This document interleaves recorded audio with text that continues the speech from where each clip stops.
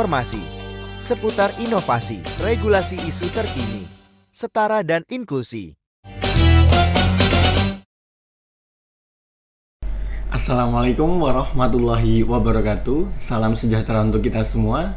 Kembali lagi bersama saya Dendi Pramana Putra dalam media inspirasi Kantor Kementerian Agama Kabupaten Bantul. Telah kita hadirkan sosok inspiratif kita kali ini. Beliau adalah penyuluh agama Hindu pada Kantor Kementerian Agama Kabupaten Bantul. Beliau adalah Bapak I Gede Swardana SAG. Apa kabar Pak Gede hari ini?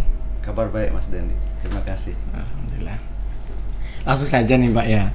Saya tuh udah beberapa waktu lalu tuh penasaran Pak sebenarnya Pak.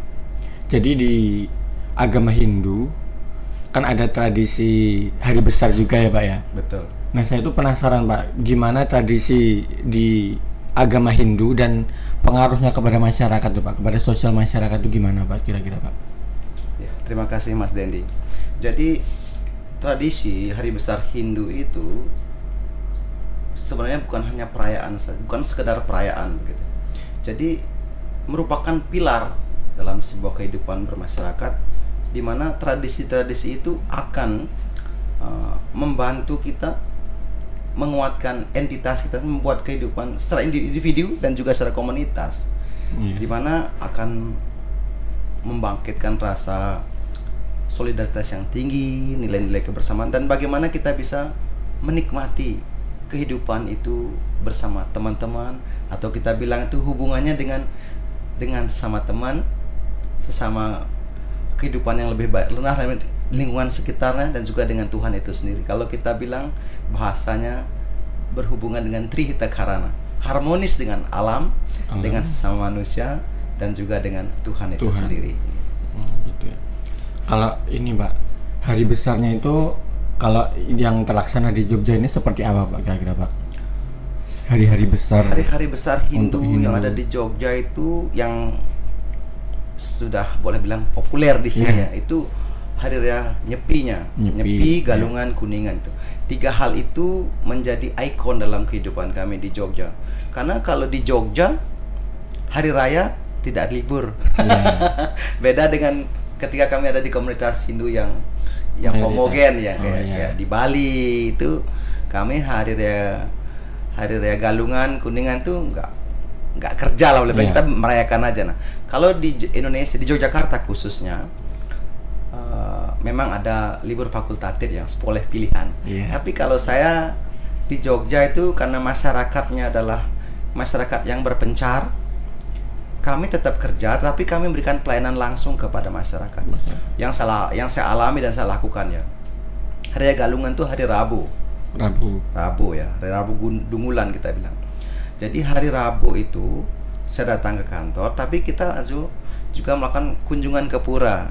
Jadi kita kalau kita bilang itu bercengkrama dengan masyarakat Hindu, terus kita juga soan dengan sesepuh, menyapa dengan teman-teman, dan juga kita ada namanya makan-makan gitu. Jadi berkaitan erat dengan, kalau hari raya itu berkaitan dengan makan-makan, saling sapa, menyapa, dan juga ada bagi-bagi rezeki lah. Kalau di Yogyakarta khususnya di Banguntapan ya Mas. Banguntapan. Hari raya Galungan itu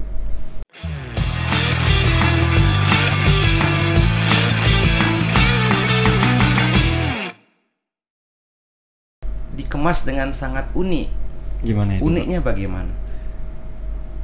Tidak ada acara ini di luar yang sama gitu. Kalau kami di Hindu biasanya tidak ada namanya memberikan makan kepada yang lainnya. Dalam arti kalau masyarakat mereka udah pada masak semua ya. Tapi kalau di Jogja khususnya di Banguntapan ada namanya kenduri hari raya Galungan. Jadi kenduri itu kami datang ke Santi Sasana, ke gedung yang di Banguntapan itu. Terus umat itu membawa beras, membawa uang. Semua itu untuk sulingge, untuk pinandite, untuk kalau kami bilang itu para brahmana. Itu namanya resiadnya. Nah, terus di sana juga kami datang membawa makanan yang itu kami tuker ya. Artinya boleh ngambil mana aja, yang penting kita makan di sana. Jadi itu keakrabannya di sana kalau di Banguntapan. Berarti membawa makannya sendiri-sendiri, terus nanti di sana saling tukar gitu ya Pak? Betul sekali. Terus gimana dengan yang lainnya di tempat lain. Nah, kalau di tempat lain kayak di pura di Eka Dharma, pura di Kretek, pura Karanggede, kami hanya merayakannya ketika Galungan aja. Jadi Galungan kami sembahyang dan memang ada sih makan-makannya, tapi kan tidak seperti di Banguntapan. Itu uniknya kalau di Yogyakarta dan perayaan-perayaan tradisi kami di Yogyakarta. Hal yang bisa kita ambil, kalau kami ambil di sana itu bukan hanya umat Hindu yang menikmati kegiatan itu, karena ketika kami sedang melaksanakan kegiatan itu, kami juga menyampaikan kepada warga sekitar, khususnya petugas keamanan itu Mas, namanya Jogoboyo ya, Jogoboyo kalau di Jogja Jogoboyo namanya. Yang biasa menjaga keamanan di sekitar pura kami itu umat Islam Mas, ya, bukan lagi orang Hindu aja, tapi kita kolaborasi lah di sana, begitu Mas. Saling toleransi karena yang Hindu sedang beribadah, toleransi, jadi agama yang lain juga turut serta membantu menjaga keamanan gitu ya Pak. Betul sekali. Itu kan tadi yang Galungan ya Pak ya. Kalau yang Kuningan gimana Pak? Ya pada intinya sama Mas, cuman Kuningan tuh hari Sabtu. Jadi kalau Kuningan kami biasanya makan nasi kuning ini. Kuning itu Kuningan ya lah ya. Kuningan itu kami setelah sembahyang, kami bagi-bagi nasi tumpeng Kuningan itu Mas. Nah, di sana itu biasanya dimasak di pura.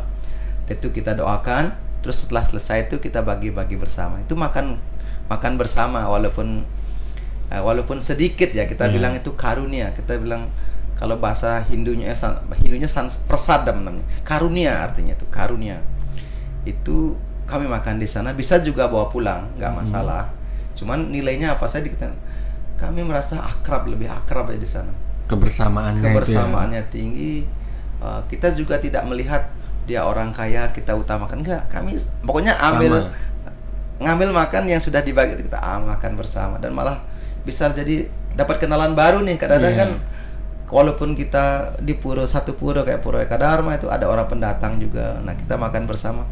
Ternyata kehidupan Hindu di Jogja khususnya beda dengan kehidupan Hindu daerah lain. Khususnya dari Lampung ya Mas. Saya nggak pernah tinggal di Bali, tapi saya di Lampung. Kami di pura tidak pernah makan bersama hari raya. Kalau yang di Lampung? Nggak pernah. Karena makan itu di rumah, kunjungan ke rumah-rumah gitu loh. Bukan makan di pura. Berarti nggak ngumpul, tapi lebih ke datangi satu persatu gitu ya? Betul sekali. Di sana ada berbagai jenis makanan. Kalau di Jogja, kami makan di pura. Nah, itu uniknya. Bedanya di situ. Betul sekali. Terus nanti yang bagi-bagiinnya itu datang-datang ke rumah-rumah juga Pak? Bagiin gimana maksudnya Mas? Tadi kan masak, terus tadi juga ada yang dibagikan ke masyarakat gitu kan? Oh, yang di pura, di Jogja. Kami tidak ada. Oh, yang di pura itu yang tidak ada membagikan ke masyarakat. Masyarakatnya datang ke pura. Oh, datang ke pura. Kalau di rumah boleh dibawakan oleh yang ke pura itu, tapi bukan petugas khusus yang mengantar ke rumah-rumah begitu. Gitu. Kalau yang ini Pak, nyepi sendiri gimana itu Pak? Oke, kalau nyepi itu ada beberapa rangkaian acara ya Mas ya. Nah, nyepi kami rangkaian pertama itu namanya melasti. Melasti itu pembersihan diri, ya, pembersihan alam semesta, juga pembersihan diri. Jadi kami melaksanakan ritual itu di pantai. Kalau di Jogja itu Pantai Parangkusumo, kalau daerah Bantul itu pantai kalau Bantul apa namanya, Gunung Kidul itu Ngobaran. Ngobaran itu lebih diemong, lebih dilaksanakan oleh umat Gunung Kidul, tetapi kami umat di bawah, kita bilang lantai 1 ya. Kami itu datang ke sana ketika acara saja, tapi dilaksanakan di Gunung Kidul. Nah, ketika dilaksanakan di daerah Parangkusumo itu kerjasama dengan beberapa kabupaten, Bantul, Sleman, kota, ada juga Kulon Progo. Tapi kan umat Kulon Progo nggak ada, sedikit ya, cuma beberapa hitungan jari lah boleh bilang itu. Nah, pelaksanaan melasti di Parangkusumo itu membawa pengaruh yang besar dalam kehidupan kami. Ketika kami datang ke pantai itu kami merasa mandi besar, dalam arti pembersihan jiwa dan raga kami di sana. Memang di sana hanya sebentar, tapi ritualnya itu membawa nilai, membawa rasa, membawa vibrasi tersendiri buat kami begitu. Memang kami dari pura biasanya dipusatkan di Pura Jagatnata. Jagatnata. Kami beramai-ramai konvoy lah ke sana, ke Pura ke Parangkusumo mengiring pratima. Kami bilang itu pratima itu artinya perwujudan Tuhan yang kami buat dari benda-benda yang ada, dari kelapa itu kita bilang daksina namanya, daksina. Daksina itu perwujudan Tuhan dalam bentuk alam semesta, dan kami prana pratista, kami hidupkan kembali. Jadi kita doakan untuk diundang beliau, Tuhan itu hadir. Jadi kalau Hindu itu unik, Mas. Kenapa saya bilang unik? Segala hal yang dituliskan dalam sastra, kitab suci itu kami coba rangkai untuk kita visualisasikan, dan kami undang Tuhan itu hadir dalam wujud nama, rupa, dalam wujud nama-nama suci beliau dan rupa. Dan kita bentukkan beliau seperti manusia ini. Cuman kita harus tahu apa yang sudah dirohanikan itu menjadi rohani, namanya prana pratista. Diundang beliau, dilinggihkan beliau, dilenggahkan beliau begitu. Nah, setelah hari raya, setelah kegiatan melasti itu, ada namanya kami Tawur Agung atau kita bilang Tawur Kesanga itu. Nah, Tawur Kesanga ini lebih menitik beratkan kepada kami memberikan perhatian kepada makhluk-makhluk hidup yang lebih rendah pada kami. Jadi makhluk hidup, kami menyadari ada bentukan dari makhluk hidup yang lain yang memiliki sifat yang lebih rendah pada kami. Kita bilang itu para buta, para jin itu, makhluk-makhluk halus itu ya. Kita berikan perhatian kepada mereka dengan sesaji atau ada kita bilang caru. Caru artinya makanan yang sudah kita berikan makan beliau agar beliau tidak mengganggu mereka ini, tidak mengganggu kita ketika hari nyepi. Karena kalau hari nyepi kami melaksanakan empat pertapaan. Amati geni, kami tidak menyalakan api. Menyalakan api itu bisa diartikan macam-macam. Kalau kami secara nyatanya kita lihat itu, kami pada hari nyepi itu tidak menyalakan lampu, Mas. Kami juga tidak masak. Bisa masak hari kemarinnya kita makan pada hari nyepi. Tapi kebanyakan dari kami hari nyepi itu puasa. Seharian. Jadi, seharian 24 jam, Mas. Jadi kami puasa pada hari itu. Tetapi bagaimana dengan anak-anak? Ya kita kan sudah masak, itu yang kita kasih. Jadi pada intinya yang mau menyadari kegiatan nyepi itu untuk berpuasa, dia akan berpuasa. Terus ada lagi pertapaan yang kedua itu amati lelungan. Lelungan itu tidak boleh pergi, lungo. Nah, jadi kami tidak keluar rumah, Mas. Kalau kita lihat tidak keluar rumah, kami memang tidak mengunjungi tempat-tempat orang-orang, teman-teman kita nggak berkunjung, kita di dalam rumah sendiri. Tapi kalau kita lihat dari secara psikologi kita, kami itu tidak pergi, itu artinya kita mengkonsentrasikan pikiran kami untuk mentuju pada satu hal, apa? Ketuhanan, kerohanian itu sendiri. Jadi pada hari nyepi, khususnya tentang pertapaan lelungan yang tidak bepergian tuh, kami lebih banyak melaksanakan membaca kitab suci, bermeditasi begitu. Amati languan itu kami nggak memabukan di sana. Kami mengurangi makan minum lah di sana. Jadi berhubungan erat ini, Mas. Iya, 4 itu ya, Pak. 4 itu. Amati karya, tidak bekerja. Jadi kami tidak mengerjakan pekerjaan-pekerjaan yang membawa hal material gitu. Kami mengerjakan pekerjaan yang hal rohani. Artinya ketika perayaan nyepi itu kami tidak mengurangi api-api kehidupan secara material, dalam arti kita nggaklah terlalu ambisius ketika itu, artinya kita banyak bertapa ya. Nah, ketika amati lelungan tidak bepergian, ya jangan pergi, tapi kita mengarahkan pikiran kepada Tuhan. Pergi ke arah ketuhanan lah gitu. Langunan kita berpoya-poya, kita poya-poya secara rohani. Ya, jadi kita mengurangi kehidupan material. Terus amati karya. Ya kita nggak mengerjakan pekerjaan fisik, tapi kita mengerjakan pekerjaan rohani. Seperti tadi, ya bersembahyang, meditasi, baca kitab suci begitu. Intinya kalau pas nyepi itu fokusnya hanya ke Tuhan gitu. Betul ya, Pak? Sekali. Dan yang terakhir itu besoknya itu amati, namanya ngembak geni. Ngembak geni itu artinya kami mengawali hidup. Alam arha ini mengawali hidup itu bagaimana? Setelah kita bermeditasi seharian lah kemarin selama 24 jam itu, besoknya kita menyambut hidup baru. Nah, di sini baru pesta sebenarnya. Kami itu datang ke rumah-rumah orang tua, sungkeman lah boleh dibilang, minta restu bahwa kita itu sudah kembali hidup dalam kehidupan yang baru sebagai kepribadian baru. Nah, pertanyaannya sekarang, apakah dengan nyepi ini kita sudah bisa benar-benar mengubah hidup kita, itu kembali lagi pada masing-masing. Introspeksi diri itu tidak bisa oleh orang lain, tapi kita bisa mengambil dari orang lain untuk kita bisa terapkan dalam kehidupan ini. Makanya kami bilang, janganlah seperti gajah mandi, kami bilang begitu. Gajah itu dia berendam di air di kolam itu, tapi begitu keluar dari kolam dia lagi ngibasin ekornya, debu-debu terbang lagi ke badannya, akhirnya kotor lagi. Nah, yang maksud kami dengan perayaan-perayaan ini, kami tidak seperti gajah mandi, tapi kami introspeksi diri untuk kehidupan lebih baik. Begitu, Mas. Berarti kalau nyepi itu malah nggak ke pura ya, Pak ya?